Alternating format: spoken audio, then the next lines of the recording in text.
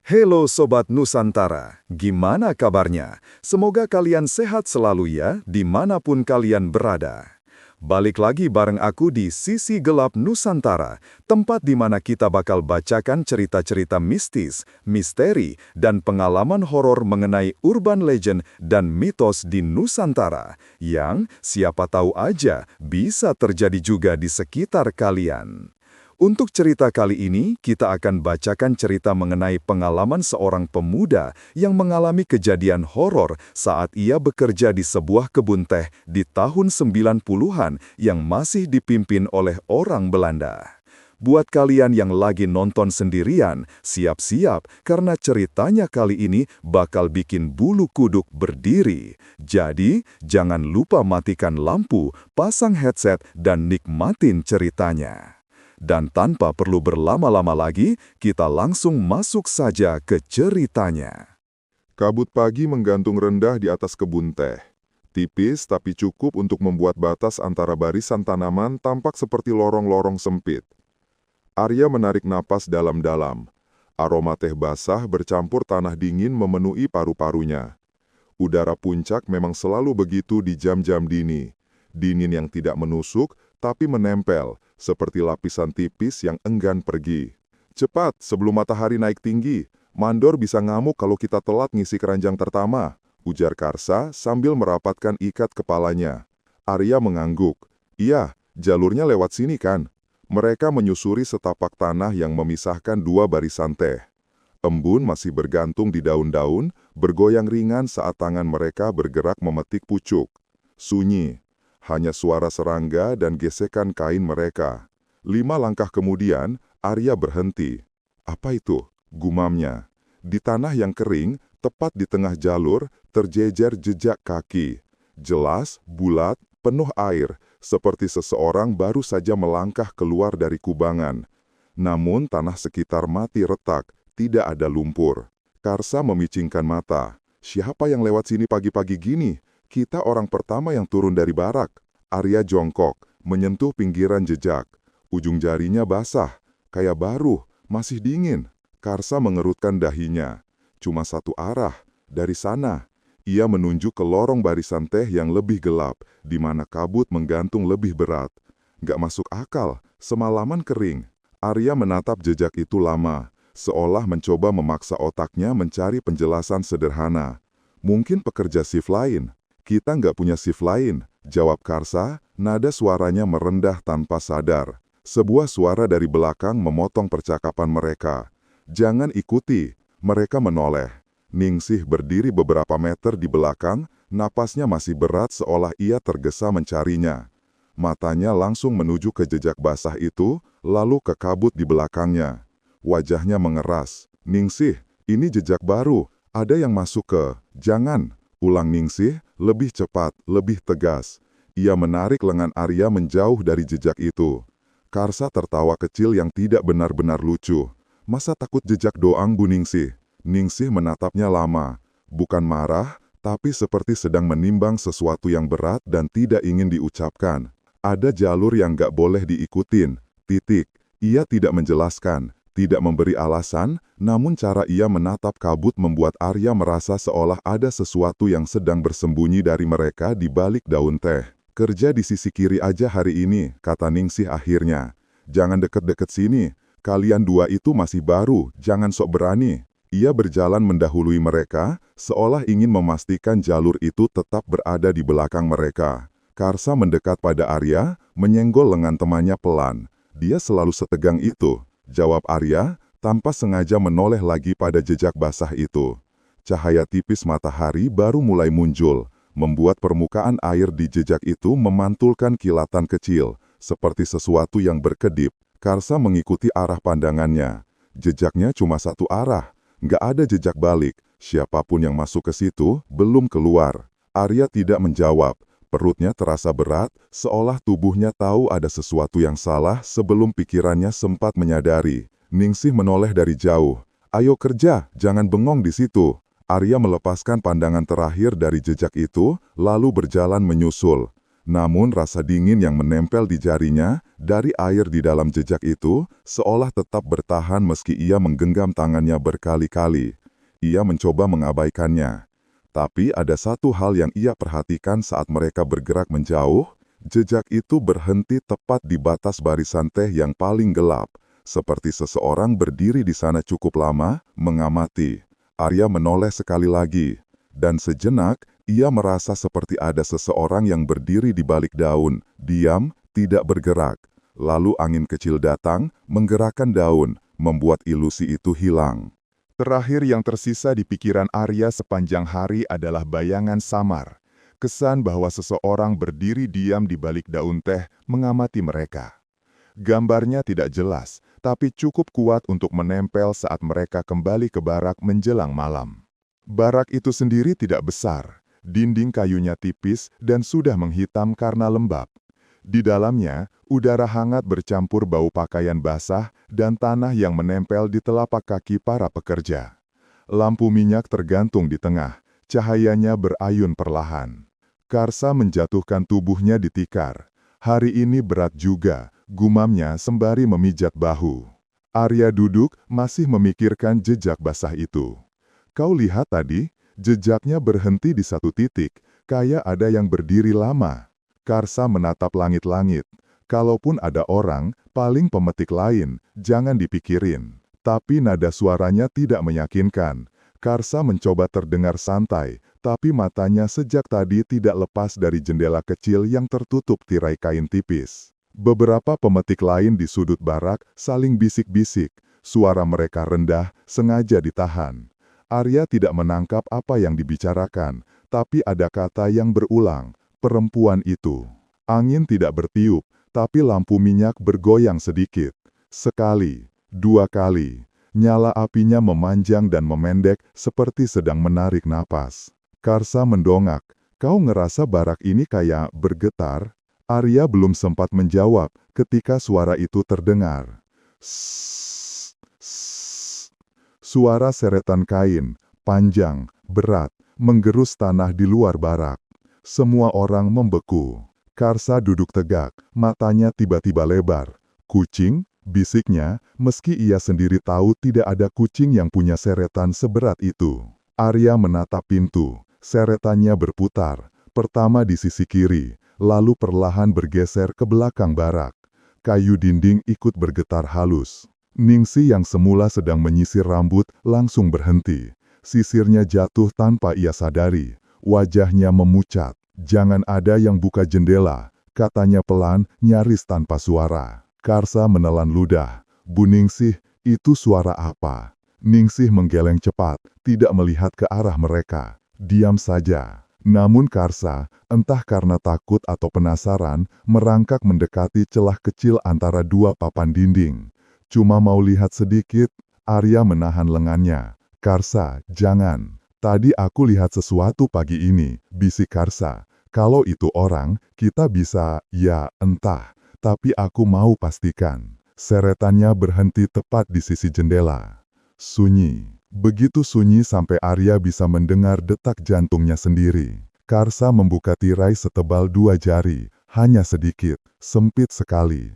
Cukup untuk satu garis pandang keluar. Ia mengintip, dan tubuhnya langsung menegang. Arya, bisiknya, hampir tak terdengar. Ada yang berdiri. Arya merangkak perlahan mendekat, mencoba melihat celah yang sama. Namun sebelum ia sampai, Karsa merapatkan tirai itu cepat-cepat, dan mundur hingga menabrak dinding. Apa? Tanya Arya, suaranya pelan tapi tajam. Karsa tidak langsung menjawab. Ia menatap lantai, mulutnya setengah terbuka, seperti masih mencoba menemukan kata yang tepat. Ada kain putih, katanya akhirnya. Panjang, kayak kerudung. Dia berdiri pas di luar jendela, diam, tapi posisinya terlalu dekat. Nggak masuk akal, orang bisa berdiri segitu dekat tanpa nginjak daun atau ngeresek tanah. Ningsih memejamkan mata sebentar, seperti seseorang yang baru saja mendengar sesuatu yang sudah lama ia takutkan. Ia bangkit dan meniup lampu minyak, memadamkannya setengah. Kita tidur cepat, katanya, lebih seperti perintah putus asa. Kegelapan turun perlahan, menyisakan hanya cahaya samar dari rembesan bulan yang melewati celah dinding. Di luar, suara seretan kain terdengar lagi. Sss, bergerak perlahan mengitari barak. Tidak ada yang bicara, tidak ada yang berani. Arya rebah di tikarnya, memejamkan mata meski pikirannya tetap menatap ke balik dinding kayu tipis itu. Tempat Karsa melihat kerudung putih tadi. Suara seretan berhenti, hening, lalu sesuatu seperti ujung kain menyapu pelan tepat di dinding dekat kepala Arya, menimbulkan suara lembut namun jelas, seolah seseorang sedang memastikan posisi mereka satu persatu. Arya menahan napas, dan di dalam gelap, ia tahu benar satu hal. Yang berdiri di balik daun pagi tadi, kini hanya terpisah oleh papan kayu setebal jari. Malam semakin turun dan barak tenggelam dalam kegelapan yang tidak biasa. Gelap yang terasa berat, seperti kabut merayap masuk lewat celah dinding kayu. Lampu minyak masih setengah menyala, hanya memberi warna kuning redup yang tidak cukup untuk menerangi sudut ruangan. Karsa belum sepenuhnya pulih dari apa yang ia lihat. Ia duduk menyandarkan punggung pada dinding, lutut tertekuk, kedua tangannya menggenggam tikar. Tatapannya sesekali bergerak ke jendela, meski ia jelas-jelas tidak ingin melihat apapun di luar. Arya berada di dekat pintu. Ia tidak berniat berada di sana, tapi tadi ia berdiri untuk mengambil air minum dan kakinya terasa berat, enggan mundur. Dari luar, angin seperti berhenti, bahkan daun teh jarang bergerak, sunyi total. Lalu, tok. Satu ketukan, pelan, tidak tergesa, seperti seseorang mengetuk dengan punggung jarinya. Semua kepala di barak menoleh ke pintu. Karsa menarik nafas tajam. Siapa yang mengetuk malam-malam gini? Tidak ada yang menjawab. Lalu, ketukan kedua. Tok. Jaraknya terlalu rapi, terlalu stabil, tidak seperti ketukan orang yang bingung atau panik di luar. Arya menatap pintu itu tanpa berkedip. Kayu tipisnya bergetar sangat halus, hanya cukup untuk menunjukkan bahwa ketukan tadi nyata. Ketukan ketiga datang, tok. Dan setelah itu, sunyi yang terasa seperti menunggu respon. Ningsih berdiri cepat, jangan ada yang buka pintu. Tapi Arya sudah melangkah satu langkah mendekat. Ada dorongan aneh, bukan keberanian, lebih seperti rasa ingin tahu yang tercampur takut. Perutnya tegang, tapi kakinya tidak mau berhenti. Ningsih, bisiknya, kalau ada yang butuh bantuan. Tidak ada manusia yang ngetuk 3 kali begitu, jawab Ningsih tanpa menatapnya. Jangan dibuka. Karsa menambahkan, suaranya serak. Arya, jangan bodoh. Namun ketiga ketukan itu seperti mengisi udara, memaksa Arya mendekat. Ia menempelkan telinga ke pintu. Tidak ada suara nafas, tidak ada langkah, hanya diam. Ia ragu, lalu menggeser gerendel, perlahan. Arya, Ningsih menyentaknya mundur beberapa jengkal, tapi Arya sudah mendorong pintu sedikit, hanya sejengkal, cukup untuk melihat luar. Dan di luar, kabut menyembul masuk seperti uap dari air mendidih. Tidak ada orang, tidak ada bayangan, tidak ada apapun, kecuali kabut yang bergerak lambat, seolah mencari jalan masuk. Arya merasakan hawa dingin mengusap pipi kirinya, dingin yang tidak seperti udara malam, dingin yang lembab, seperti seseorang baru saja berdiri terlalu dekat dengannya. Ia menutup pintu cepat-cepat. Tidak ada siapa-siapa. Karsa berdiri. Kau lihat orang? Apapun. Arya menggeleng, namun tidak bisa menghilangkan rasa bahwa ada sesuatu berdiri di sana beberapa detik lalu. Sesuatu yang mundur begitu pintu dibuka. Perdebatan kecil mulai pecah di barak, namun terhenti ketika suara langkah berat menghantam tanah di luar. Bukan langkah menuju barak, langkah menjauh. Lalu, suara seseorang. Hei, apa ini semua? Suara berat, marah dan jelas, Van der Klaas. Pintu barak terbuka lebar, Mandor Belanda itu masuk tanpa mengetuk, matanya menyorot tajam ke seluruh ruangan, seperti ia melihat sekelompok anak kecil yang ketakutan tanpa alasan. Katanya, "Kenapa kalian ribut malam-malam begini? Tidak ada kabut, tidak ada hantu, tidak ada apapun selain imajinasi orang-orang yang terlalu lelah." Tidak ada yang menjawab, beberapa pekerja menunduk. Arya memperhatikan celana Van der Klaas, bagian bawahnya basah, seperti ia baru saja berjalan melalui tanah yang berembun berat. Namun jalur menuju barak kering. Van der Klaas menggerutu, "Besok kalau masih seperti ini, saya pindahkan kalian ke area yang lebih berat, biar otak kalian bekerja." Ia menutup pintu dengan keras, lalu langkahnya menjauh. Suara itu hilang begitu saja. Barak kembali sunyi. Namun tidak lama. Sssst. Suara seretan kain muncul lagi, kali ini sangat dekat, tepat di sisi pintu yang baru saja ditutup. Arya merasakan bulu tengkuknya berdiri, Karsa membeku, Ningsih menatap pintu seperti sedang menghitung waktu sebelum sesuatu yang lebih buruk terjadi. Seretannya lambat, tapi pasti, menelusuri pintu. Turun ke ambangnya, lalu bergerak ke arah sisi dinding kiri. Tidak ada yang bernafas keras. Sampai akhirnya seretannya berhenti. Begitu hening, sampai sulit membedakan apakah suara yang terdengar berikutnya adalah angin, atau seseorang berdiri tepat di luar dinding, menahan nafas, mendengarkan mereka dari jarak setipis papan kayu itu. Seretan itu berhenti tepat di sisi kiri barak, namun udara seolah masih berdenyut dengan keberadaan sesuatu. Cahaya lampu minyak yang redup memantul di wajah-wajah tegang para pekerja. Mata mereka saling bertukar pandang, tapi tidak ada yang berani bicara. Arya mencondongkan tubuh, mencoba menangkap apakah seretan tadi benar-benar hilang atau hanya berhenti untuk menunggu. Karsa menggigit bibir, kedua tangannya memegangi lutut. "Arya, dia masih di luar ya?" Arya tidak ingin menjawab. Ia tahu jika ia mengatakan ya, kepanikan akan pecah. Jika ia mengatakan tidak, ia akan berbohong. Sebelum ia memutuskan, suara lain muncul. Suara perempuan, lembut namun jelas. Dari luar kabut. "Karsa?" Karsa tersentak seperti dipukul. "Itu," ia menoleh cepat ke Arya. "Arya, itu suara Kak Nah, kakakku, suaranya persis." Arya langsung menggeleng. "Tidak mungkin, kakakmu di kampung, Karsa, mana mungkin?"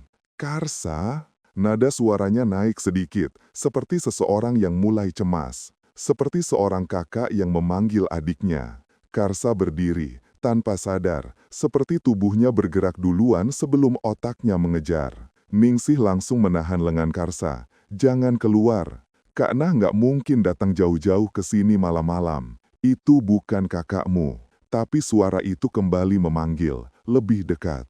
"Karsa, ayo, tolong buka, dingin di luar." Nada akhirnya bergetar, seolah menahan tangis. Karsa Luxthorn, matanya berkaca-kaca. Suara itu mirip sekali.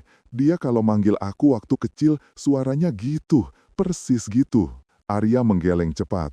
"Itu jebakan, kau sendiri lihat tadi ada kerudung putih." Karsa menepis tangan Ningsih dan melangkah ke pintu. "Aku cuma mau jawab," katanya. Suaranya gugup, "cuma mau jawab." Ia tidak membuka pintu, hanya mendekat, punggungnya hampir menempel pada kayu. "Kak Nah," panggilnya pelan. "Kak Nah, itu benar kamu?" Hening sebentar. Lalu, "Karsa." Suara itu berubah, masih lembut, tapi tidak lagi seperti manusia. Nada akhirnya terlalu panjang, suku katanya terlalu lambat. Arya merasakan udara dingin menusuk kulit. Karsa mulai mundur, ketakutan terlambat datang. Ningsih tiba-tiba berkata cepat tanpa berpikir, "Jangan jawab lagi." Tapi sudah terlambat. Dari celah tipis di bawah pintu, kabut mulai merayap masuk. Bukan kabut biasa, kabut ini lebih padat, bergerak seperti sesuatu yang merangkak. Karsa terbelalak. "Itu apa?" Kabut itu naik, membentuk garis seperti jari-jari lentik yang terbuat dari udara dingin. meraba lantai, merayapi tikar, menuju kaki Karsa. Arya spontan menarik Karsa ke belakang. Karsa jatuh terduduk, napasnya berat. Kabut itu berhenti, lalu bergerak ke arah pintu, seperti sedang mengintip lewat celah, mempertimbangkan untuk masuk lebih jauh. Lalu suara itu datang lagi, tapi kali ini tepat di ambang pintu. Dekat, sangat dekat. Karsa, buka pintunya. Suara itu tidak lagi terdengar seperti kakaknya. Nada akhirnya kering, rongganya kosong, seperti suara yang keluar dari mulut yang tidak lagi punya tubuh. Kabut merapat ke celah pintu, bergetar pelan, seperti senyum samar. Arya meraih balok kayu kecil di lantai dan menyelipkannya cepat ke bawah pintu untuk menutup celah. Kabut terhenti, menabrak balok itu dengan suara desis halus. Lalu semuanya diam. Beberapa detik atau menit, sulit diukur dalam ketakutan. Akhirnya, kabut bergerak mundur, pelan-pelan seperti sesuatu yang kecewa. Dan dengan suara seretan kain yang jauh lebih berat daripada sebelumnya, seseret. Makhluk itu pergi menjauhi pintu, tapi bukan menjauhi barak. Arya mendengarnya, Karsa mendengarnya, Ningsih mendengarnya. Seseret, bergerak mengitari dinding, menuju sisi kanan barak, menuju jendela. Dan ketika suara itu berhenti, udara di dalam barak menegang lagi. Seseorang atau sesuatu berdiri di luar jendela, diam, menunggu, mendengarkan. Akhir dari malam sebelumnya masih menggantung di udara. Sosok di jendela tidak lagi terlihat, tapi rasa bahwa ia belum benar-benar pergi menempel di tengkuk Arya seperti hawa dingin yang membeku. Cahaya pagi belum benar-benar muncul. Langit hanya berubah sedikit dari hitam ke abu-abu kebiruan. Kabut tetap tebal, tidak menipis seperti biasanya. Bahkan suara burung yang biasanya memecah pagi terasa enggan muncul. Arya mendorong pintu barak perlahan.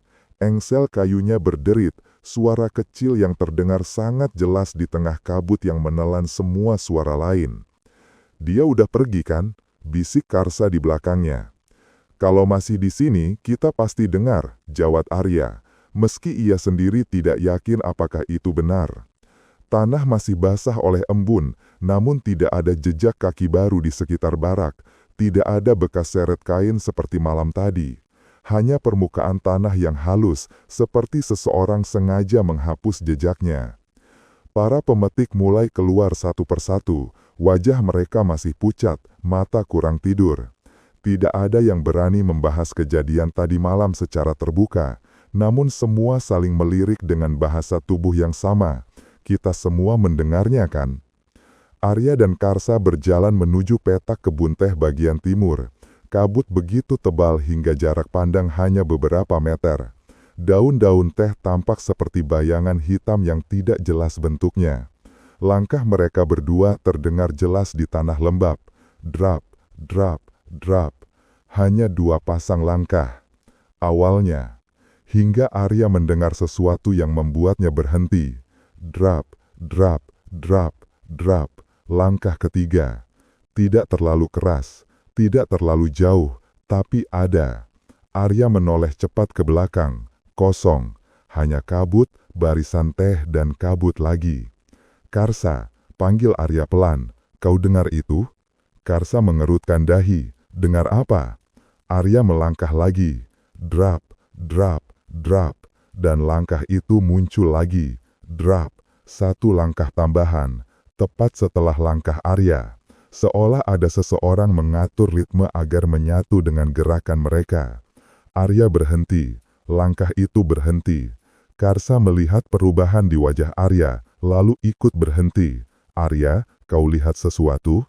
"Bukan lihat," jawab Arya, suara rendah. "Dengar." Mereka berdua diam. Angin tidak ada, daun teh tidak bergerak, hanya suara embun menetes. Arya mencoba 1 langkah kecil, drap, dan lagi, drap. Karsa langsung tegang. "Oke, itu bukan aku." Arya menelan ludah. "Aku tahu." Karsa mencoba menguji. Ia berjalan sendiri menjauh 3 langkah. Drap, drap, drap. Tidak ada langkah tambahan. Lalu Karsa menengok ke Arya. Mungkin cuma tanah yang lembab, pantulan suara atau... Tiba-tiba, langkah tambahan itu kembali muncul. Drap, tepat di belakang Arya. Karsa langsung diam, bibirnya terkatup rapat. "Coba kau berhenti," kata Karsa pelan.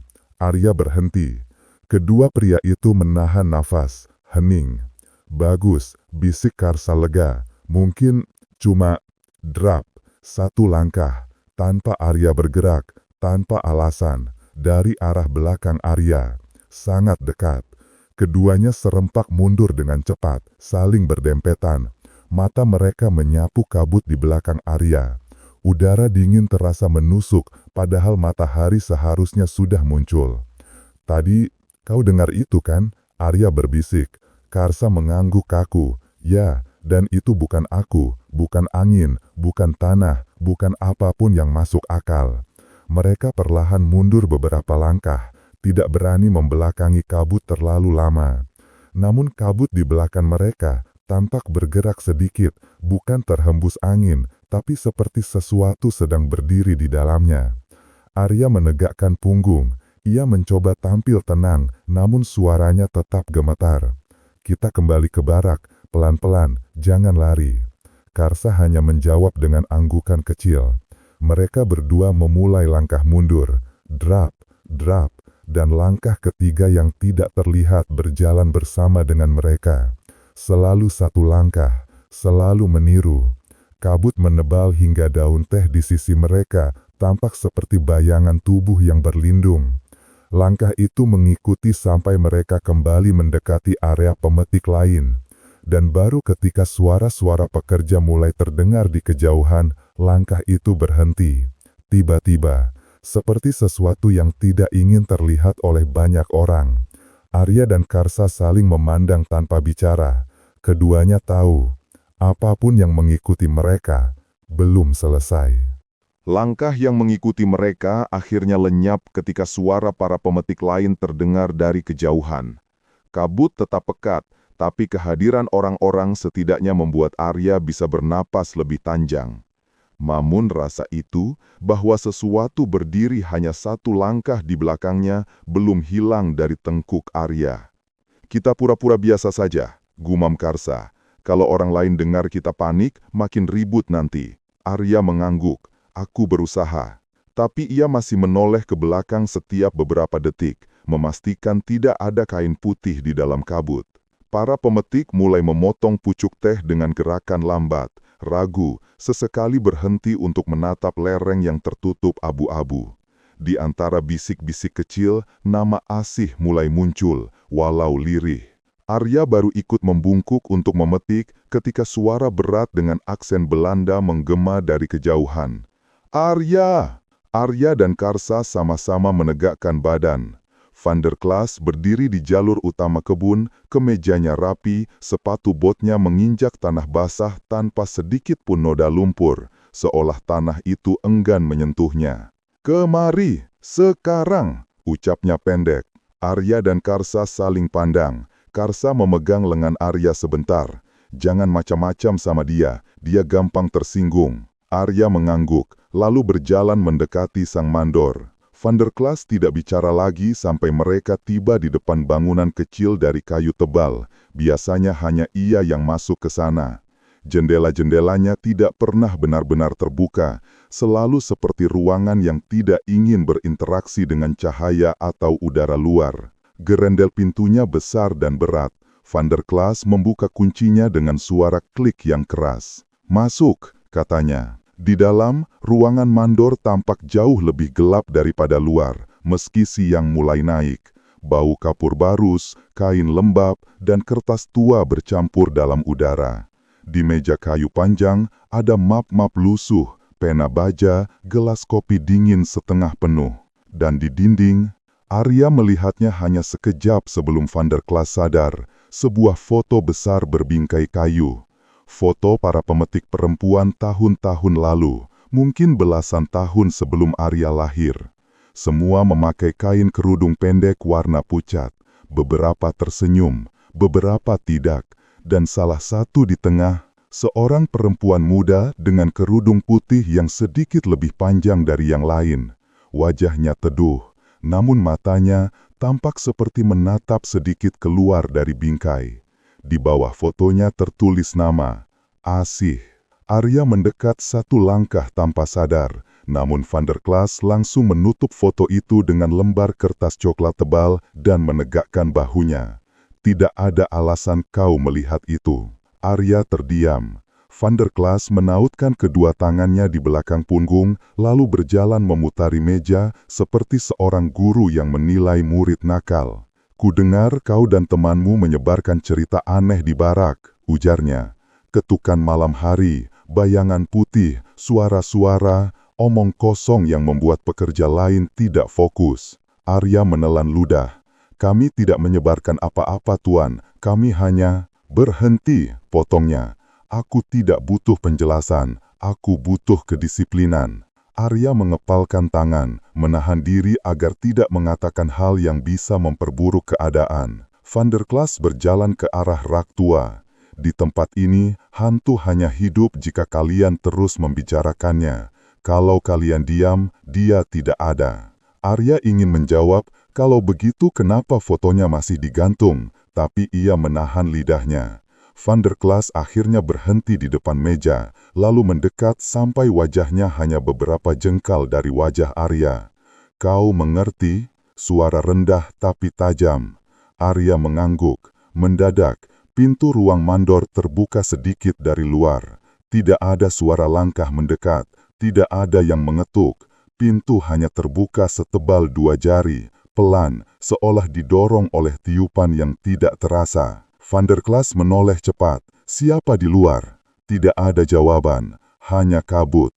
Arya mundur 1 langkah, dan dari sela pintu yang terbuka itu muncul sosok Ningsih. Wajahnya pucat, matanya lebar, tetapi suaranya tertekan. Arya, keluar! Van der Klaas mengangkat suara. Ningsih, aku tidak panggil kau. Ningsih menatapnya sebentar, dan di mata tua itu tersimpan kekhawatiran yang jauh lebih besar daripada kekhawatiran pada mandor. Dia harus keluar, ulang Ningsih, tanpa melihat Arya. Suaranya sedikit bergetar. Sekarang, Van der Klaas memicingkan mata. Tidak ada yang selesai dibicarakan. Akan lebih buruk kalau dia tetap di sini. Nada Ningsih rendah, tapi punya bobot yang bahkan Van der Klaas tidak bisa abaikan. Arya merasakan ketegangan itu, seperti tali yang ditarik kedua ujungnya. Sebelum tali itu putus, Arya memilih bergerak sendiri. Ia berjalan menuju pintu. Ketika melewati Ningsih, Arya melihat tangan perempuan tua itu gemetar halus, bukan marah, tetapi takut. Takut pada sesuatu yang masih bersembunyi di ruangan itu. Atau mungkin sesuatu yang tidak boleh disebut. Begitu pintu tertutup di belakang mereka, Ningsih langsung menarik Arya jauh dari bangunan mandor. Ningsih, apa yang terjadi? Arya bertanya. Ningsih tidak menjawab, ia hanya berkata dengan suara yang ditahan. Jangan pernah berdiri terlalu lama di ruang mandor. Ada hal yang lebih lama dari kita tinggal di sana. Arya tidak tahu apa maksudnya, tapi ketakutan di wajah Ningsih cukup untuk membuatnya tidak menanyakannya lagi. Kabut tiba-tiba bergerak memutar, seperti angin berembus dari titik yang tidak terlihat. Arya menoleh ke belakang. Pintu ruang mandor yang tadi sudah tertutup rapat, kini terbuka kembali. Sendirinya, tanpa suara. Langit perlahan berubah dari biru pucat menjadi abu-abu gelap, lalu akhirnya hitam. Hari terasa lebih pendek dari biasanya, bukan karena waktu, tapi karena kabut yang terus menggantung dan membuat siang seperti tersesat di antara bayangannya sendiri. Arya dan Karsa pulang lebih cepat ke barak, bukan karena mereka lelah, tetapi karena perasaan di kebun berubah. Seolah ada sesuatu yang berkeliaran antara semak-semak, mengikuti, mengamati, tapi tidak pernah menunjukkan wujudnya.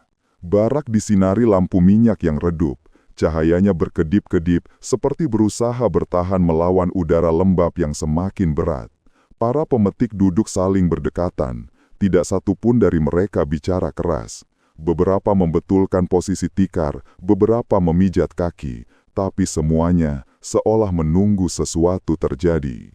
Karsa duduk dekat Arya, lututnya terlipat, tangan saling menggenggam. Semoga malam ini lebih tenang, gumamnya. Arya hampir ingin percaya, tapi pikirannya menolak. Ada sesuatu yang mengambang di udara. Kenyataan bahwa langkah misterius tadi pagi pasti punya sumber, dan sumber itu tidak mungkin manusia biasa. Ningsih duduk di sudut, wajahnya tertutup sebagian oleh kain rambutnya yang mulai memutih. Ia menatap lantai, tidak ikut berbincang, seolah pikirannya berada di masa yang jauh lebih lama dari mereka semua. Di tengah keheningan itu, lampu minyak bergetar pelan. 1, 2, 3 kali. Arya mengangkat kepala. Kau lihat, sebelum Karsa bisa menjawab, semua lampu padam bersamaan. Plop, plop, plop. Kegelapan jatuh seketika, seperti kain hitam berat yang dilempar dari langit. Tunggu, ini kenapa? Karsa berbisik panik, suaranya tercekat. Tidak ada jawaban. Dalam gelap yang begitu pekat, Arya bahkan tidak bisa melihat tangannya sendiri. Ia hanya merasakan dingin merayap dari lantai menuju tulangnya. Dan lalu, sebuah napas, basah, pelan, seperti udara keluar masuk paru-paru penuh air. Dekat, sangat dekat. Pemetik lain menahan napas. Tidak ada yang berani bergerak meski jantung mereka berdetak. Arya mencoba melihat sesuatu, tapi hitam itu terlalu padat. Ia hanya bisa merasakan suara napas itu mendekat, menelusuri barak, seakan mencari seseorang. Napas itu berhenti, tepat di depan Arya. Arya menegang sepenuhnya. Karsa, bisik Arya tanpa suara. Dia ada di depanku. Karsa tidak menjawab, mungkin ia pun tidak mampu bersuara. Dalam gelap itu, terdengar suara kain basah menetes ke lantai. Tik, tik, tik. Seolah ada sesuatu yang menetes dari kerudung panjang, menetes di dekat kaki Arya. Seseorang menahan tangis, napasnya tersengal. Arya menoleh sedikit, itu berasal dari Ningsih. Perempuan tua itu berlutut, kedua tangannya menutup mulutnya, namun isaknya tidak bisa ditahan sepenuhnya. Dan di antara isakan itu, terdengar gumaman paling pelan dan paling hancur. Asih, Asih, maafkan aku. Arya merinding. Karsa menutup mulutnya, takut suara napasnya terdengar. Nama itu kembali keluar dari bibir Ningsih, lebih putus. Asih, jangan dekat. Tiba-tiba, langkah basah terdengar di lantai. Blup, blup. Lebih seperti kaki manusia, lebih seperti seseorang yang berjalan dengan pakaian penuh air.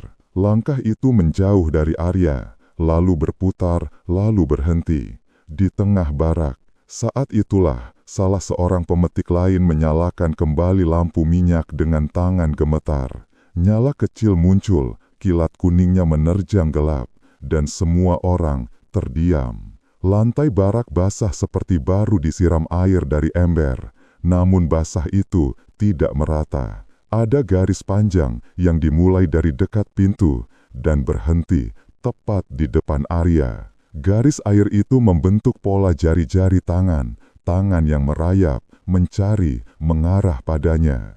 Karsa memegang lengan Arya. Arya, itu menuju kamu. Arya tidak menjawab, matanya terpaku pada jejak tangan itu. Airnya belum sepenuhnya kering, masih mengilap, masih menetes. Seolah makhluk itu baru saja berdiri di sana beberapa detik sebelumnya. Jejak tangan basah itu masih mengilap di lantai ketika barak mulai sunyi kembali.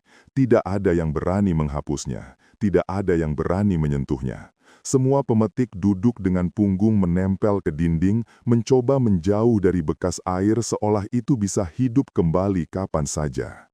Karsa menelan ludah. Ini bukan orang, siapapun yang datang tadi. Arya menggeleng pelan. Kita semua tahu. Ningsih masih duduk di sudut, tubuhnya membungkuk, tangan menekan lutut seolah kedua kakinya bisa saja ambruk begitu ia melepas pegangan. Tatapannya kosong, tidak ke siapapun, tidak kemanapun. namun napasnya pendek dan teratur, seperti ia sedang berusaha menguasai dirinya sendiri setelah mimpi buruk yang terlalu nyata. Arya mendekat perlahan. "Bu, barusan itu apa?" Ningsih memejamkan mata. Tidak ada jawaban. "Bu," Arya mengulang, suara lebih lembut. "Kalau saya tak tahu, saya tak bisa jaga diri." Ningsih membuka mata sedikit. Ada ketakutan di sana. Ketakutan yang seperti telah hidup bertahun-tahun bersamanya, menggerogoti perlahan tapi tak pernah hilang. Karsa mendekat juga. "Kami cuma mau ngerti." Ningsih menarik napas panjang lalu menghembuskannya dengan goyah. Tangannya bergetar ketika ia merapikan kain di pundaknya. "Ada seorang pemetik dulu," ucapnya pelan, suaranya hampir tidak terdengar. Arya dan Karsa bertukar pandang. Ningsih melanjutkan, "Dia datang ke kebun ini waktu lebih muda dari kalian, rajin, baik, tak pernah membantah. Tapi dia hilang." "Hilang gimana?" tanya Arya. Ningsih menatap lantai, seperti setiap kata menyakitinya. "Asih kabur suatu malam," katanya, "dari rumah mandor lama, mandor sebelum Vanderklas. Orangnya..." Ia menggigit bibir, menahan sesuatu yang tidak ia ingin keluarkan. "Orangnya tak seharusnya memimpin manusia." "Apa dia jahat?" Karsa bertanya. Ningsih tidak menjawab langsung. Ia menatap dinding barak, matanya jauh. Asih lari, dia minta tolong, tapi tidak ada yang berani buka pintu. Suaranya pecah sedikit. Kami dengar dia mengetuk dari luar, 1, 2, 3 kali, lalu suaranya hilang. Karsa menegang, Arya merasakan bulu kuduknya berdiri. "Apa ada yang lihat dia terakhir kali?" Arya bertanya. Ningsih menggeleng, tidak ada mayat, tidak ada jejak, tidak ada kain yang tertinggal. Ia menarik napas gemetar, hanya suara itu. Sampai sekarang, beberapa orang masih dengar ketukan yang sama dari luar barak. Tapi, kalau kalian buka pintu, ia berhenti. "Apa yang terjadi kalau pintu dibuka, Bu?" Arya mendesak. Ningsih menatap Arya dengan mata yang tiba-tiba basah. "Jangan tanya, jangan sebut detailnya. Kalau kau bicara terlalu jelas, kalau kau sebut apa yang dia alami, dia datang mendengarnya." Arya merinding, begitu juga Karsa. "Kenapa dia datang ke aku?" Arya bertanya perlahan. Ningsih menutup mulutnya dengan tangan, seolah pertanyaan itu sendiri berbahaya. "Aku tak tahu, tapi sejak kau lihat dia pertama kali, dia pasti mengenal kau. Dan kalau..." Sebelum Ningsih bisa menyelesaikan kalimat itu, salah seorang pemetik menjerit pelan. "Lihat jendela!" Arya menoleh. Udara seketika menegang. Di kaca jendela barak yang dipenuhi embun malam, tertempel sebuah kerudung putih. Kainnya menutupi hampir seluruh sisi jendela, melekat seperti ditarik lembab dari luar. Dan di balik kain itu, ada lekuk wajah. Bukan jelas, hanya bayangan samar, namun cukup untuk membuat Arya membeku karena tatapan itu meski tak terlihat terarah langsung ke dia. Kain itu menempel, lalu perlahan mulai melorot turun, seperti seseorang sedang menggeser wajahnya dari balik jendela. Tidak ada angin, tidak ada gerakan lain, hanya kain itu turun sedikit demi sedikit. Arya langkah mundur, jantungnya menghantam dada. Ketika kain itu jatuh ke ambang jendela, tidak ada siapapun di luar. Tapi embun di kaca membentuk pola seolah sebuah wajah baru saja menempelkan dirinya di sana. Dan pola itu tersenyum. Kerudung putih yang tadi menempel di jendela kini tergeletak di ambangnya, basah dan kusut. Embun di kaca masih membentuk lekuk senyum samar, seolah wajah itu belum benar-benar pergi. Para pemetik berdesakan menjauh dari jendela, saling menempel di dinding barak. Karsa menggenggam lengan Arya. Kita jangan di sini." Suaranya kecil tapi memaksa. Arya mengangguk dan keduanya mundur dari jendela bersama pemetik lain. Ningsih tetap di sudut barak, mulutnya gemetar, tapi ia tak mengatakan apapun lagi. Dan meskipun malam sunyi, Arya merasa tatapan dari luar itu masih ada, tinggal di balik kabut yang menempel di kaca seperti noda dingin. Tidak ada dari mereka yang benar-benar tidur. Cahaya pagi datang seperti sekedar bayangan, kelabu, dingin, dan sama sekali tidak mengusir kabut. Udara lembab membuat kain-kain di barak tak pernah kering. Ketika lonceng dipukul 2 kali, para pemetik terpaksa keluar untuk bekerja. Van der Klaas berdiri di pinggir jalur kebun, wajahnya kaku melihat para pekerja yang masih ketakutan. "Cepat, panen tidak menunggu kalian," serunya sambil menepuk sarung tangannya. Arya dan Karsa berjalan berdampingan menuju petak mereka. Kabut menipis di beberapa tempat, tetapi di beberapa tempat justru lebih tebal, seperti menutupi lubang yang ingin menyembunyikan sesuatu di bawahnya. "Kita dekat saja hari ini," kata Karsa sambil menatap sekitar. "Aku nggak mau kejadian semalam." Arya menoleh. "Iya, jangan jauh." Mereka mulai memetik pucuk teh, tangan gemetar tapi berusaha stabil. Suara pekerja lain terdengar pelan di kejauhan, namun tidak ada yang bicara banyak. Sesekali, angin kecil menggerakkan pucuk daun, tapi kabut yang menggantung di permukaan tanah tidak ikut bergerak. Arya memotong pucuk ketiga ketika ia menyadari sesuatu. Sunyi, terlalu sunyi. "Karsa," panggil Arya. Tidak ada jawaban. Arya berdiri tegak, memutar badan ke kiri dan kanan. Karsa tadi hanya berjarak 1 atau 2 langkah. Harusnya terlihat, harusnya terdengar, tapi tidak ada wujudnya, bahkan bayangan pun tidak. Arya melangkah lebih jauh. "Karsa, jangan bercanda." Masih tidak ada jawaban. Lalu sesuatu di tanah menarik matanya. Topi Karsa tergeletak miring. Talinya putus dan jatuh di sampingnya, basah oleh embun. Arya jongkok. Tangannya hampir menyentuh topi itu, tapi ia ragu. Tanah di bawah topi itu lebih lembab dari titik lain, seolah ada tubuh yang menekan tanah beberapa saat sebelumnya. Tak jauh dari sana, ada jejak kaki Karsa. Jejak itu menuju ke satu titik, ke tempat kabut membentuk lingkaran pekat seperti ceruk. Jejak itu berhenti di situ. Tidak ada jejak kembali, seolah Karsa masuk tapi tidak pernah keluar. Arya menelan ludah, tubuhnya menegang. Ia mengambil 1 langkah mundur. "Arya?" Arya membeku. Suara itu datang dari dalam kabut. Suara Karsa. "Arya, tolong, sini." Arya merasakan dingin merayap ke tulang. "Karsa," suaranya pecah. "Kemari Arya, aku jatuh, cepat." Arya mendekat setengah langkah sebelum otaknya menyadari ada yang tidak beres. Suara itu datar. Tidak seperti Karsa yang biasanya terburu-buru kalau panik. Dan ada gema aneh, seperti suara yang dipaksa keluar dari tenggorokan yang penuh air. "Karsa, kalau itu kamu, keluarlah," kata Arya, mencoba menjaga jarak. Hening sejenak, lalu suara itu terdengar lagi, lebih dekat. "Arya, kemarilah." Kabut di depan Arya bergerak, bukan ditiup angin, tapi seperti disibakan oleh sesuatu yang berjalan dari dalamnya. Arya memundurkan kaki. "Karsa," suaranya kecil. Kabut perlahan membuka jalur, dan yang muncul bukan Karsa. Asih. Perempuan itu berdiri setengah tenggelam dalam kabut, tubuhnya basah dari kepala hingga ujung jari. Kerudung putihnya melekat seperti kain yang direndam semalaman.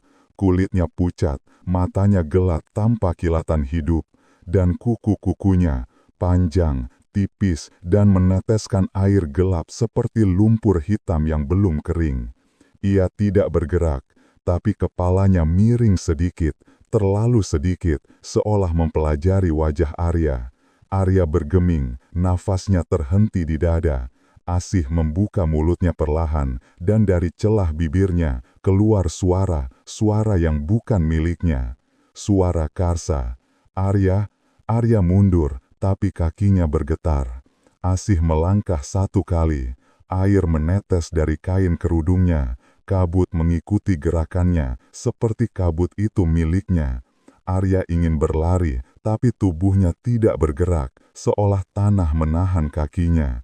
Asih mengangkat tangannya perlahan, kuku-kuku itu menetes, dan Arya akhirnya sadar.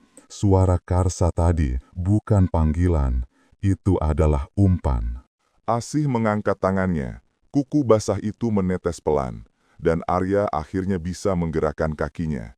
Ia mundur 1 langkah, lalu 2, tapi tanah terasa licin seperti disiram air.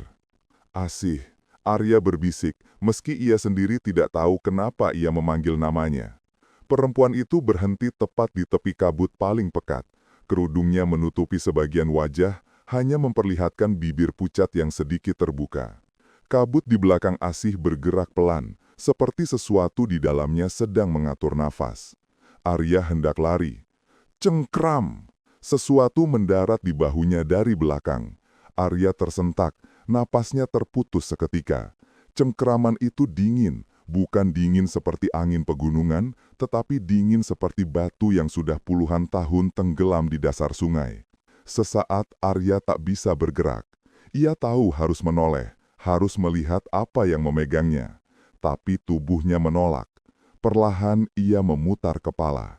Dan di samping telinganya, di jarak begitu dekat sampai napasnya mengenai kulit Arya, Asih berdiri di belakangnya. Padahal 1 detik sebelumnya, ia berada di depan, masih jauh di kabut. Kini Asih berada begitu dekat, seolah ia muncul dari udara. Kerudung putihnya menempel ke bahu Arya, basah, dingin, berat. Kuku Asih menggali sedikit ke kulit Arya, bukan menusuk, hanya memastikan Arya tidak lari. Asih menurunkan wajahnya perlahan. Sudut bibirnya bergerak sangat tipis, bukan senyum, lebih seperti tarikan kecil yang tidak pernah selesai. Arya hampir jatuh panik. Ia mengumpulkan sisa tenaga apapun yang tersisa, dan merontak. Cengkraman Asih terlepas. Arya lari. Namun kabut berubah bentuk. Jalur yang biasanya terbuka, kini terasa seperti dinding. Arya menabrak udara padat yang seperti memiliki permukaan. Setiap ia mencoba mengelak, kabut bergeser menutup jalan. Nggak mungkin, Arya tersengal. Kabut nggak begini, kabut bukan tembok. Ia berlari lagi, menepis daun, menabrak batang teh, tapi setiap langkah terasa seperti masuk ke ruang yang mengecil, menutup, memaksa. Belokan kecil yang seharusnya menuju barak, kini berubah menjadi cekungan gelap yang tidak ia kenali. Kabut menggulung di tanah seperti asap panas, meskipun udara dingin menusuk. Arya, suara itu menyusulnya. Tidak keras, tapi dekat. Arya tak menolak. Ia terus berlari sampai kakinya terpeleset oleh lumpur yang tersembunyi di bawah semak rendah. Tubuhnya jatuh menghantam tanah basah. Daun teh yang dingin menempel di pipinya. Napasnya terengah. Saat ia mencoba bangun, seseorang membungkuk di dekat kepalanya. Asih. Wajahnya hanya beberapa jengkal dari wajah Arya. Matanya gelap, kosong, tanpa pantulan cahaya. Kain putihnya meneteskan air di tanah di samping telinga Arya. Kuku panjangnya menyentuh tanah, meninggalkan goresan kecil di lumpur, seperti binatang yang menggaruk sarangnya. Asih, suara Arya gemetar. Apa yang kamu mau? Asih mendekatkan mulutnya ke telinga Arya. Suara itu keluar bukan seperti suara perempuan hidup, lebih seperti hembusan yang dicampur air, berat dan patah-patah. Kau mirip dia. Arya membeku. Asih menarik napas perlahan, seolah mencium sesuatu dari tubuh Arya. Kau harus lihat. Lalu udara berubah. Aroma tanah busuk muncul begitu cepat, begitu pekat, seolah tanah itu baru saja dibongkar. Ada bau lembab, besi, dan teh yang lama membusuk. Kabut berputar pelan di sekitar mereka, seperti tangan dingin yang mengusap-ngusap wajah Arya. Arya menutup hidung, hampir muntah. Asih, jangan, suara Arya tenggelam. Asih mengangkat tangan, menyentuh dagu Arya, memaksanya menoleh ke satu sisi, ke arah lembah yang ditutupi kabut jauh di bawah. Lihat, bisiknya, lebih dingin dari sebelumnya. Semua ada di sana. Sebelum Arya sempat bertanya apa maksudnya, Kabut tiba-tiba menarik mundur tubuh Asih. Ia menghilang, menyerap kembali ke dalam kabut, seperti sesuatu yang ditelan air. Dan Arya dibiarkan terengah, tubuhnya gemetar, tangan di tanah yang semakin basah. Aroma busuk itu masih menusuk hidungnya. Ia tahu satu hal, Asih tidak hanya ingin menunjukkan sesuatu, ia ingin membawa Arya ke sana. Arya masih tergeletak di tanah basah ketika suara-suara dari kejauhan mulai terdengar. Teriakan panik, langkah-langkah cepat, dan panggilan nama yang saling tumpang tindih. Kabut di sekitar Arya belum benar-benar menipis, tapi suara manusia memberi sedikit celah bagi benaknya untuk kembali. Arya! Arya! Itu suara para pemetik, semakin banyak, semakin dekat. Arya mencoba bangun, lututnya goyah, tapi ia memaksa tubuhnya berdiri. Ketika kabut sedikit terangkat, wajah-wajah panik muncul dari balik semak teh. Ada yang menunjuk Arya, ada yang berlari menghampirinya. Arya, kau di mana saja? Ya Tuhan, kami pikir kamu sendirian, Karsa mana? Arya menggeleng pelan, tapi ia tak punya tenaga untuk menjawab. Dua orang pemetik memegangi lengannya dan membawanya kembali menuju barak. Kabut mengikuti mereka seperti bayangan yang malas pergi. Begitu masuk barak, Ningsih berdiri dari sudut ruangan. Wajahnya pucat, matanya melebar begitu melihat keadaan Arya. Arya, Arya, sini! Suaranya pelan tapi tidak stabil. Para pemetik lain memberi ruang. Ningsih menuntun Arya duduk di tikar. Sambil memegang bahunya, ia menatapnya dari atas ke bawah, memastikan Arya utuh. Kau lihat dia? Tanya Ningsih lirih. Kau lihat Asih? Arya tidak menjawab dengan kata-kata, ia hanya mengangguk pelan. Ningsih menutup wajahnya dengan kedua tangan dan untuk pertama kalinya Arya melihat perempuan tua itu benar-benar tampak hancur. Aku sudah bilang dari dulu, gumamnya, tangan menutupi sebagian wajah. Aku sudah bilang jangan biarkan satupun anak baru dekat dengan kabut, tapi dia selalu memilih yang mirip. Arya mengangkat kepala perlahan. Yang mirip? Apa maksudmu? Ningsih tidak langsung menjawab. Ia mengambil nafas panjang dan suara itu terdengar seperti seseorang yang menarik kekuatan terakhirnya. Arya, ada hal yang tak pernah kami ceritakan, ucapnya, tentang Asih, tentang apa yang terjadi. Barak menjadi sunyi, para pemetik menghindari tatapan satu sama lain, tapi tidak ada yang keluar. Semua tahu cerita yang hendak keluar dari mulut Ningsih bukanlah cerita ringan. Ningsih melipat tangannya erat-erat, seolah memeluk dirinya sendiri. Asih bukan hilang, katanya. Dia dibuang. Arya merasakan sesuatu menegang di dalam dadanya, tapi ia menunggu. Mandor lama bukan Vanderklas yang sebelum dia, lelaki kasar, pemabuk, kejam. Ningsih memejamkan mata. Dia suka memilih perempuan yang paling tidak berani melawan, dan Asih, Tuhan, Asih, dia hanya ingin pulang. Arya menunduk, jari-jari tangannya kaku di atas lutut. Suatu malam, Asih berlari keluar dari rumah Mandor, lanjut Ningsih. Ia mengetuk pintu barak, memohon, menangis, suaranya pecah. Tapi kami ketakutan, Mandor bisa membunuh siapa saja yang membantunya. Suara Ningsih bergetar hebat. Asih diperkosa, dipukuli, diseret ke lembah. Kami mendengar suara itu sepanjang malam, tapi tak ada yang berani keluar. Para pemetik menunduk, beberapa memejamkan mata. Arya menahan nafas. Jadi, dia mati di sana? Ningsih menatap Arya dengan mata merah. Mayatnya tidak pernah ditemukan. Yang ada hanya bau tanah terganggu dan kabut yang tak pernah hilang dari lembah itu.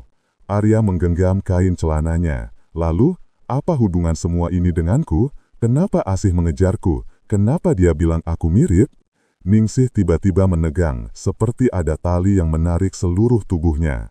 Ia menatap Arya lama, terlalu lama, sampai para pemetik lain mulai gelisah. Arya, suara Ningsih merendah. Ayahmu, dulu. Ningsih terdiam, tangannya gemetar hebat. Arya menunduk sedikit. Apa dengan ayahku?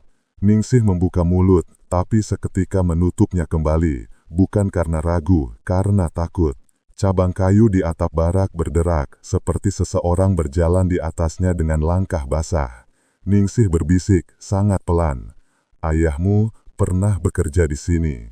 Arya menunggu, tapi Ningsih tidak melanjutkan. Mata perempuan tua itu tiba-tiba dipenuhi ketakutan yang sama seperti malam ketika ia menyebut nama Asih. Cukup, katanya terburu-buru. Aku tidak boleh bilang lebih dari itu, dia bisa dengar. Ningsih memandang ke jendela yang kacanya masih tertutup embun. Apapun yang terjadi, jangan sebut nama ayahmu di luar. Jangan di kebun, jangan di kabut. Arya menelan ludah. Kenapa? Ningsih menatapnya dalam-dalam, suaranya hampir patah. Karena Asih mungkin tidak hanya mencari pelaku, dia mencari darah pelaku. Barak langsung hening, dan untuk pertama kalinya, Arya tidak tahu apakah ia ingin mendengar sisanya. Langit di luar Barak belum benar-benar gelap, tapi cahaya sore terhalang kabut yang terus menekan perlahan ke dinding-dinding kayu. Arya berdiri di tepi pintu, menatap kebun yang sepi, sementara suara Ningsih masih menggantung di belakang kepalanya. Asih mungkin mencari darah pelaku. Tidak ada yang berani menahan Arya ketika ia keluar. Para pemetik hanya menunduk, berpura-pura sibuk dengan apapun di tangan mereka, meski jelas mereka mengawasinya lewat sudut mata. Ningsih duduk gemetar di tikar, menatap lantai seolah lantai bisa menjawab ketakutannya sendiri. Arya menutup pintu barak di belakangnya dan berjalan turun menyusuri jalur tanah. Ia tidak tahu apa yang ia cari.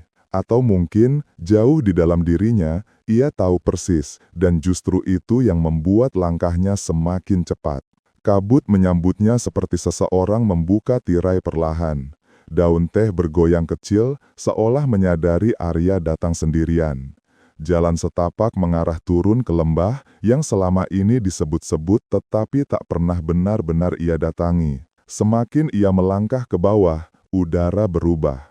Aroma teh hilang, digantikan bau tanah basah yang lebih tua, lebih pekat, seperti tanah itu sudah lama tak disentuh cahaya. Arya terus berjalan sampai kabut menipis, membuka ruang kecil yang tak pernah ia lihat.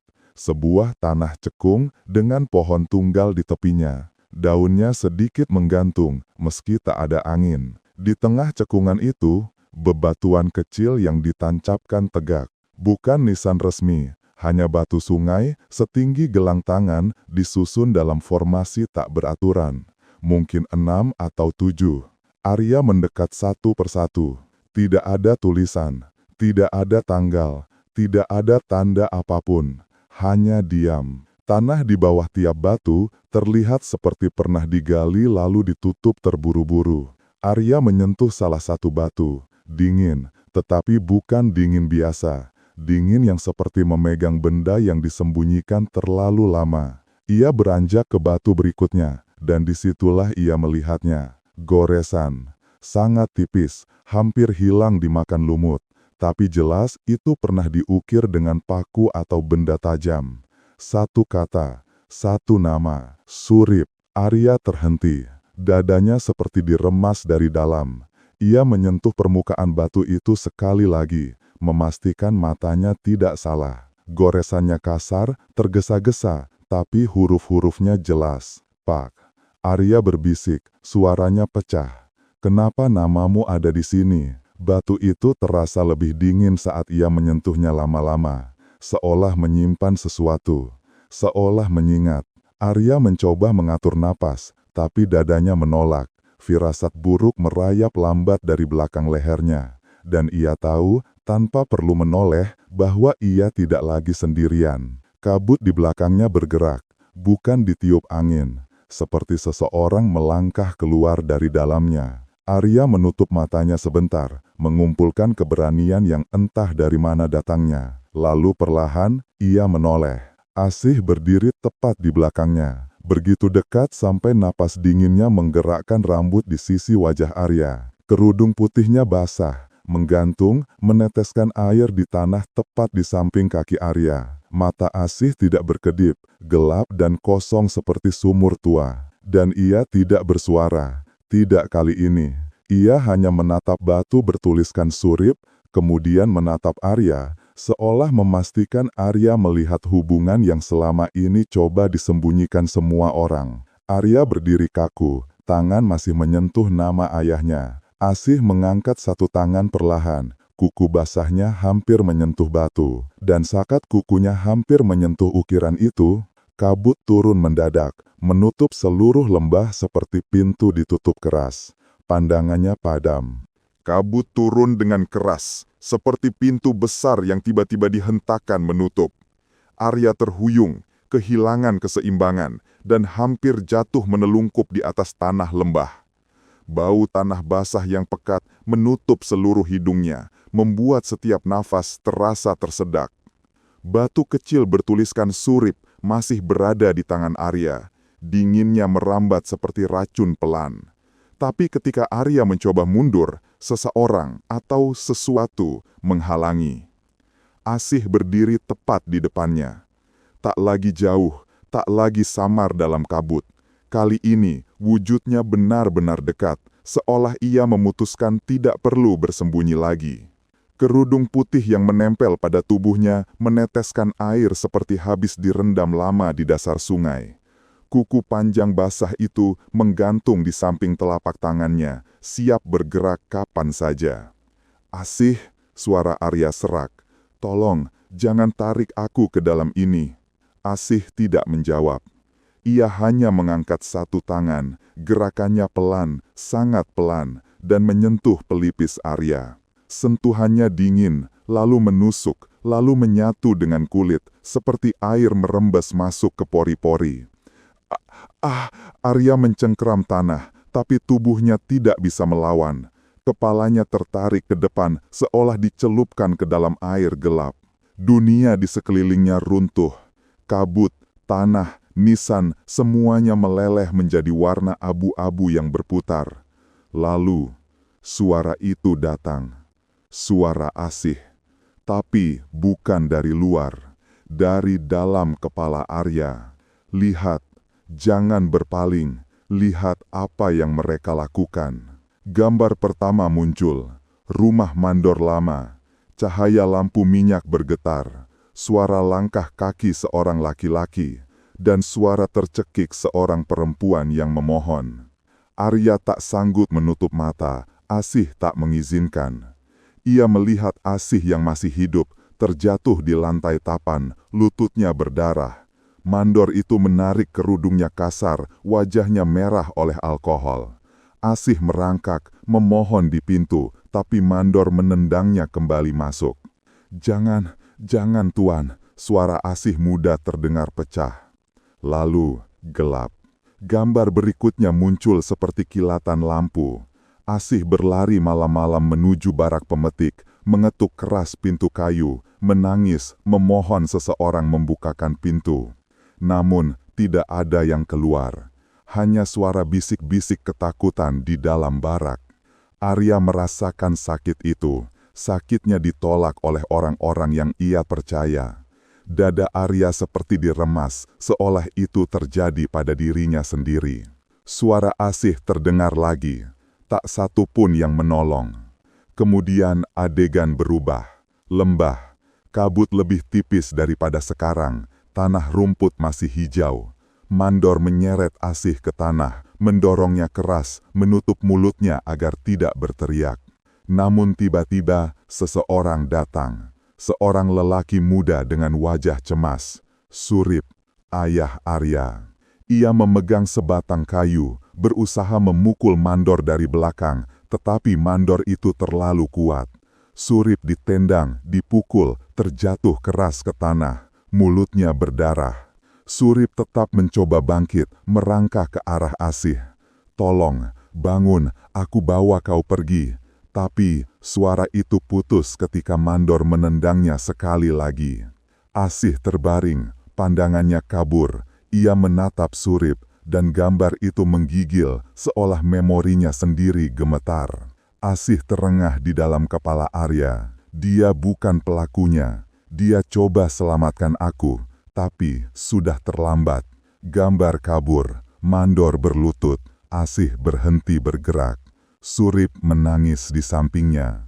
Lalu, kegelapan panjang. Ketika cahaya muncul lagi, Arya melihat Van der Klaas yang lebih muda berdiri di kat lembah bersama dua pekerja laki-laki. "Apapun yang terjadi di sini, kita tutup. Kau mengerti?" katanya tegas. Pekerja itu mengangguk ketakutan. "Kebun ini tidak boleh rusak karena satu perempuan," kata Van der Klaas lagi. Arya merasakan amarah yang bukan miliknya menekan dari dalam. Suara Asih menggelegar pelan. "Mereka semua biarkan aku mati. Mereka semua biarkan aku hilang." Gambarnya menghilang, seperti air ditarik ke dalam tanah. Arya tersedak, menarik nafas panjang, kini kembali ke lembah. Kepalanya berdenyut keras, tubuhnya dingin seperti baru ditarik dari air. Asih masih berdiri di depannya. Kali ini, ia berbicara dengan suara yang tidak bergetar, suara yang sudah pasti memilih korbannya. "Aku tidak mencari keadilan." Ia mendekat, wajahnya hanya sejengkal dari wajah Arya. "Aku hanya ingin seseorang merasakan apa yang aku rasakan." Arya mundur satu langkah, lalu dua, tapi tanah di belakangnya kosong, jatuh ke cekungan kecil. Asih bergerak selangkah, pelan tapi pasti. Dan bab ini belum selesai. Arya tersandung mundur dari hadapan Asih. Lututnya menghantam tanah basah. Kabut di lembah bergerak lebih cepat daripada nafasnya sendiri. Bergulung, merapat, menutup, seolah tertarik oleh sesuatu yang tak terlihat. Dan kemudian, kabut itu meledak ke segala arah. Dalam satu hembusan kuat, kabut menyapu naik ke atas, menuju lereng, menuju barisan teh yang membentang panjang. Seperti air bah putih yang menutup seluruh kebun dalam hitungan detik. Angin dingin menampar wajah Arya. Teriakan pertama terdengar tidak jauh dari atas lembah. "Arya, lari!" Suara itu, suara pemetik. Disusul teriakan lain, lebih panik, lebih kacau. Arya memaksa berdiri, tapi pandangannya kacau.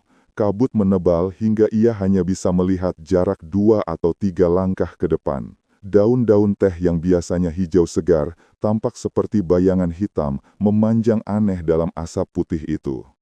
"Ada apa ini? Apa yang terjadi?" Arya mundur, mencoba menemukan arah naik.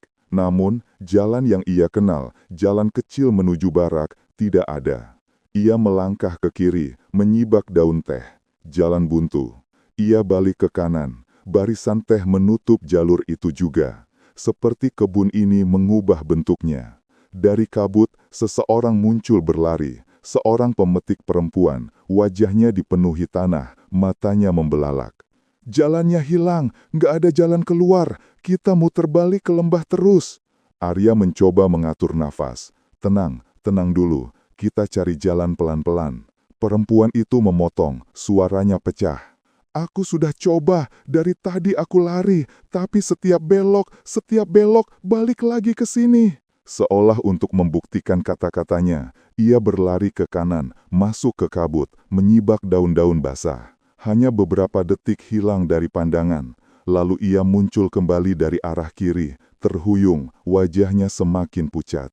"Lihat, lihat kan?" Sebelum Arya sempat menjawab, kabut di belakang perempuan itu bergeser. Muncul bayangan putih. 1 kerudung. Tidak, 2, 3. Arya membeku. Kerudung putih itu menjulur dari arah yang berbeda-beda, seperti akar pohon yang tumbuh terlalu cepat, menjalar di antara daun teh, turun dari langit, muncul dari sela kabut. Masing-masing tampak seperti bentuk samar tubuh Asih, tetapi tidak sepenuhnya manusia.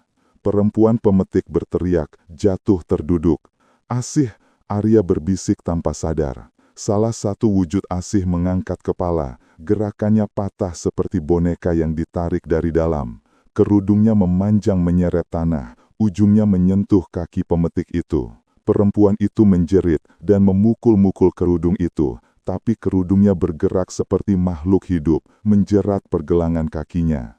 Arya melompat maju, "Lepaskan dia!" Tapi sebelum Arya bisa mendekat, kerudung lain meluncur dari kabut dan melilit pinggang Arya, menariknya mundur beberapa langkah sampai ia tersungkur di tanah. Arya berguling, berusaha bangkit, menarik kerudung basah yang terasa seperti kain bercampur lumpur. Saat ia melepaskan lilitannya dari pinggang, kabut di depannya robek oleh sebuah suara. "Tidak, lepaskan aku, tolong!" Suara itu bukan suara pemetik, bukan suara Arya. Itu suara Van der Klas.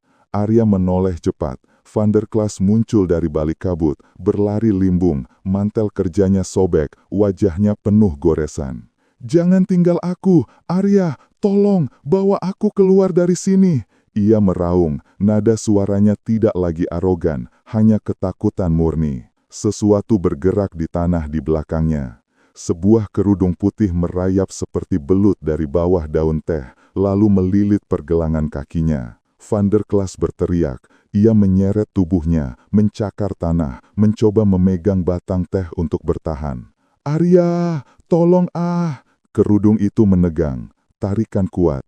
Tubuh Van der Klas terseret masuk ke dalam kabut putih yang berputar pelan seperti mulut goa. Teriaknya terputus mendadak. Tidak ada dentuman, tidak ada tubuh terguling, hanya diam. Seolah kabut menelannya utuh tanpa perlawanan. Arya berdiri terpaku, nafasnya kacau, dunia menyempit menjadi putih pekat. "Asih," Arya berbisik gemetar, "apa yang kau mau dariku?" Kabut menjawab dengan suara lembut, suara langkah samar, mendekat dari belakang. Arya menegang. Ia tahu suara itu, ia tahu wujud yang menyusulnya, dan ia tahu bahwa bagian terburuk dari malam ini baru saja dimulai. Langkah itu mendekat perlahan. Ritmenya tidak berat, tapi juga bukan langkah manusia. Seperti seseorang berjalan dengan kaki yang tidak lagi memahami cara menapak. Arya menahan napas. Kabut di belakangnya bergerak ke samping, seperti seseorang menyibaknya dengan jari-jari panjang. Dan dari celah tipis itu, wajah Asih muncul perlahan, hanya separuhnya terlihat. Matanya gelap, kerudungnya basah menempel pada pipi yang pucat. "Asih!" Suara Arya pecah. Asih tidak menjawab, ia hanya menatap, lalu mengulurkan tangan. Kuku-kukunya memanjang, hitam di ujung, seolah baru dicelupkan ke lumpur sungai. Sebelum Arya sempat mundur, kuku-kuku itu menancap lembut, namun dingin dan sangat kuat pada bahu kirinya. Arya menjerit tertahan. Cengkraman itu bukan seperti dicakar, melainkan seperti seseorang yang memaksa mengajak pergi. "Asih, jangan!" Arya memohon, suaranya getar. Tapi Asih menarik. Satu tarikan, dan Arya terseret setengah langkah. Tarikan kedua, dan Arya jatuh berlutut. "Asih, lepaskan!" Arya memegangi tanah, mencari pegangan, tapi tanahnya basah, licin oleh kabut dan lumut dingin. "Asih, apa mauku?" Arya terdengar hampir menangis, bukan dari rasa sakit, tapi dari rasa putus asa. Asih berhenti. Ia tidak menoleh sepenuhnya, lehernya bergerak lambat, patah, seperti engsel kayu tua. Matanya menatap Arya, tapi tatapannya bukan marah, bukan membenci, lebih seperti mengajak. "Asih, apa yang kau mau dariku?" Arya lirih. Suaranya datang bukan dari mulut Asih, tetapi di belakang kepala Arya, seolah dari dalam kabut yang meresap masuk. "Kau harus lihat." Arya menggigil. "Asih, tolong. Kau mirip dia." Suara itu pecah, seperti dua suara tumpang tindih, suara perempuan dan suara gemerici air. Lalu Asih menarik Arya sekali lagi, lebih kuat. Arya tidak bisa menahan diri, tubuhnya terhempas ke belakang, terpeleset, lalu terseret melewati barisan teh yang seperti membuka jalan khusus untuk mereka. Kabut membentuk koridor panjang, menutup jalur lain. Arya tidak berdaya. Ia mencoba meraih batang teh, tapi setiap batang yang ia pegang seketika lunak dan patah, akan seolah seluruh kebun menolak menahannya.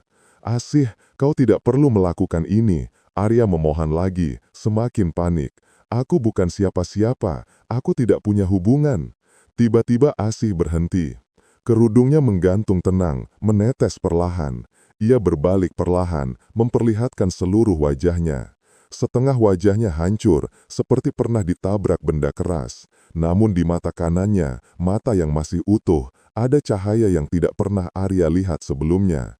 Kesedihan, bukan kemarahan. Kau harus tinggal. Asih, tidak, aku bukan. Kerudung Asih mengembang seperti sayap, lalu merapat kembali, memeluk Arya dengan dingin yang mematikan.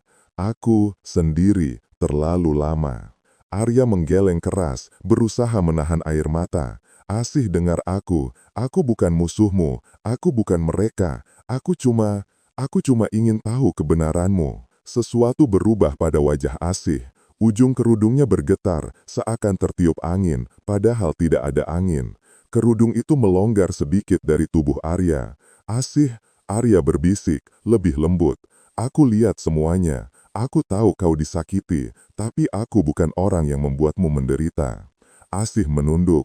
Untuk pertama kalinya, kuku-kukunya tidak menancap lebih dalam, justru sedikit mengendur. Arya mendekatkan wajahnya, meski tubuhnya gemetar hebat.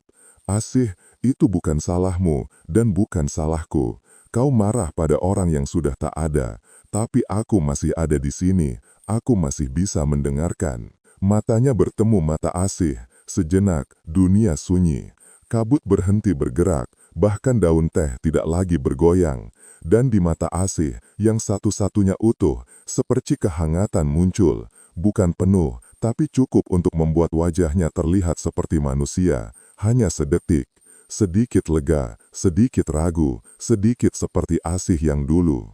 Arya menghela napas lega. Asih, kau bisa memilih, kau bisa hentikan semua ini. Asih mendekatkan wajahnya. Arya menutup mata, bukan karena takut, tapi karena tidak ingin melihat penderitaan itu lebih lama. Asih membisik di telinganya, sangat pelan. Aku bisa, tapi kau tidak akan pergi dari sini. Arya membeku. Sebelum ia bisa bereaksi, kuku Asih kembali menegang, kali ini lebih kuat dari sebelumnya. Dan tanah di belakang Asih terbuka perlahan, menunjukkan kuburan-kuburan kecil yang menunggu. Tanah di belakang Asih bergeser pelan, mengeluarkan suara seperti seseorang menyeret batu-batu kecil di dasar sungai. Celah itu makin terbuka, memperlihatkan lubang gelap dengan dinding tanah lembab dan akar-akar yang menggantung seperti jari-jari kusut. Asih, tidak. Arya menarik napas putus. Jangan lakukan ini. Asih menunduk. Suaranya pecah dalam bisikan yang hanya terdengar beberapa inci dari wajah Arya. Kau di sini denganku.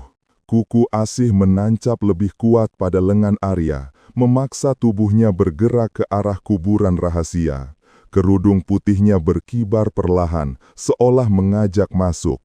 Arya meronta, menendang tanah, memukul lengan Asih, tapi cengkeramannya tidak goyah sama sekali. Tanah di bibir kuburan itu terus runtuh, memperlebar lubang gelap itu. Asih, lepaskan! Arya menjerit, suaranya pecah. Asih tidak menjawab, ia terus menarik. Lalu, sebuah suara pecah dari belakang Arya. Asih, cukup! Arya menoleh seketika. Ningsih berdiri di antara barisan teh, tubuhnya goyah, wajahnya penuh lumpur. Di tangannya, lampu minyak tua menyala dengan api yang gemetar. Asih, suara Ningsih parau. Aku tahu aku salah, tapi jangan ambil anak itu. Asih berhenti. Kerudungnya menggantung diam. Ia tidak menoleh, namun ujung kerudungnya bergerak seolah mendengar. Ningsih, Arya bergetar, jangan dekat-dekat. Tapi Ningsih melangkah, selangkah, lalu selangkah lagi. Asih, suaranya lirih, takut tapi tulus. Kalau kau mau ambil seseorang, ambil aku saja. Arya tersentak. Ningsih, jangan! Asih mengangkat wajahnya perlahan, memandang Ningsih. Seketika, kabut di sekeliling menggumpal padat, mengurungi mereka bertiga, seperti dinding hidup. Ningsih mengangkat lampu minyak tinggi-tinggi. Asih, aku minta maaf. Aku harusnya bantu kau waktu itu. Aku harusnya teriak. Aku harusnya... Lampu minyak berguncang di tangannya. Asih tiba-tiba bergerak. Ia melesat ke arah Ningsih lebih cepat dari embusan angin. Ningsih menahan napas, lampu minyak di tangannya terpeleset. Lampu itu terjatuh. Wadah kacanya pecah menghantam tanah. Api menyambar. Bukan besar, bukan seperti kebakaran, hanya letupan cahaya mendadak, kuning dan tajam, cukup untuk memecah kabut pekat yang selama ini menutup pandangan. Cahaya itu mengenai wajah Asih langsung. Asih menjerit.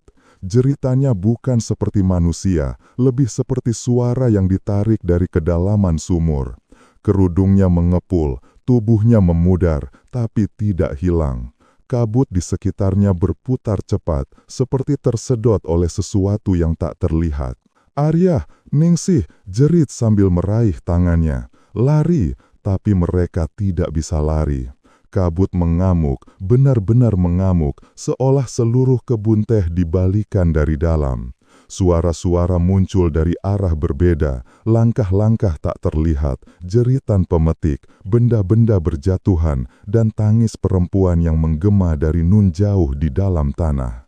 Arya mencoba memegang tangan Ningsih lebih kuat, namun kabut menyergap keduanya. Semuanya putih, semuanya hilang. Suara Ningsih lenyap duluan. Suara Asih terakhir yang terdengar. "Jangan, tinggalkan aku." Lalu sunyi, benar-benar sunyi.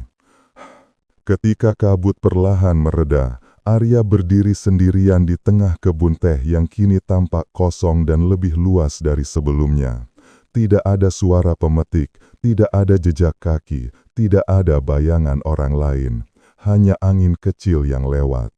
Arya memanggil Ningsih, tidak ada balasan. Ia memanggil Vanderklas, kabut menjawab dengan keheningan. Arya merangkak keluar dari barisan teh, menembus jalan setapak yang tiba-tiba terlihat jelas, seolah kebun itu sendiri membuka jalan pulang. Langkahnya gemetar, tapi ia terus bergerak. Hingga ia tiba di batas kebun. Di sana, sebuah dahan berdiri menghadap jalan pulang. Dan di ujung dahan itu, kerudung putih tergantung pelan. Basah, lusuh, melayang sedikit oleh angin. Seolah sedang melambai padanya. Arya menatap kerudung itu lama, lalu ia mundur satu langkah. Kerudung itu bergerak, sangat perlahan, seperti mengangguk. Tamat. Terima kasih banget buat kalian yang sudah nonton sampai akhir.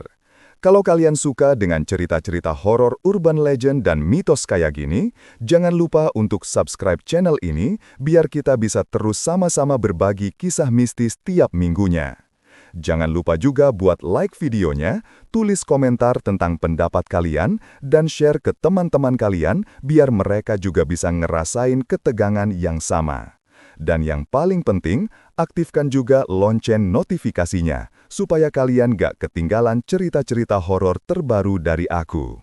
Oke teman-teman, sampai jumpa di cerita horor berikutnya. Di mana cahaya padam, disitulah kisah dimulai.